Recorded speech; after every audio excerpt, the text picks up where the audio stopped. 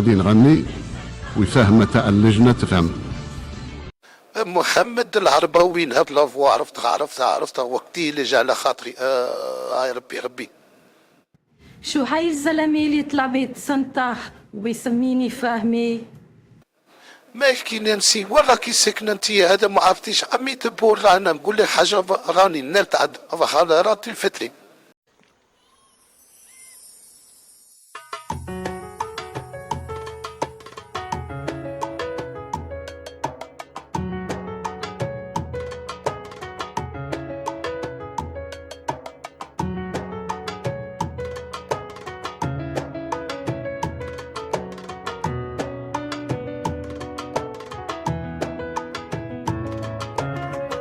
يا بنات يا بنات يا بنات اللي ما سلف سيبانا ما سبعش من الحنية وبعد الحلويات حلوة الأيام فعنيا على شوق خلفت بنية ولا شفت الأرض اتهدت ولا ملت الحيطان جاي. يا بنات يا بنات يا بنات يا بنات ما تعليتش لداس بس باش من الحنية ريغاتتش الحلب.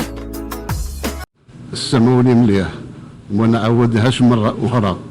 لقد أنذر من أنذر اللي يتكلم قبل الآنسة مدام نانسي ما يلوم إلا نفسه. خلوها تتكلم وتعطي رأيها بكل شفافية باش نروح عندها في الكتاب. لا نانسي أنا فارك الحبيبة قبلي بيه في الكيب ديالك وإلا أنا مطاير وانت التالي وديجا كاين كامل اللي طاروا ولا شاقال مايكل جاكسون. في حقيقة الأمر ليكيب تاعي حنا عاد ما بديناش بصح ليكيب تاعي راهي كاع كومبليت كاع خير تصاي لي كونديدا تاوي. أنا نظن هو يولم الستيل تاع نانسي ولونا تاعها وكلشي. والله عمي تبون صوت ولا أروع.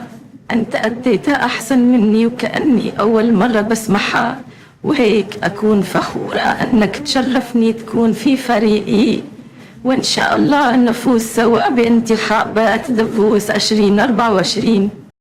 هي الشاشرة الحمد لله الخصة الأولى فاتت بخير وعلى خير وإن شاء الله غادي نكتشفوا مواهب واحدة أخرى في دافوس ديالنا. وديروا في رسالتكم هذه غير حصة ترفيهية. إذا كان عندكم ارتيست راكم باغيين تشوفوه ضيف عندنا في الحصة خلوا لنا تعليقاتكم ديروا جام تشبعوا ضحك معنا وبارطاجوا. قلت لكم هي نانسي ولا نجنا من دارنا غير هي واللي نضموا ما نجيش.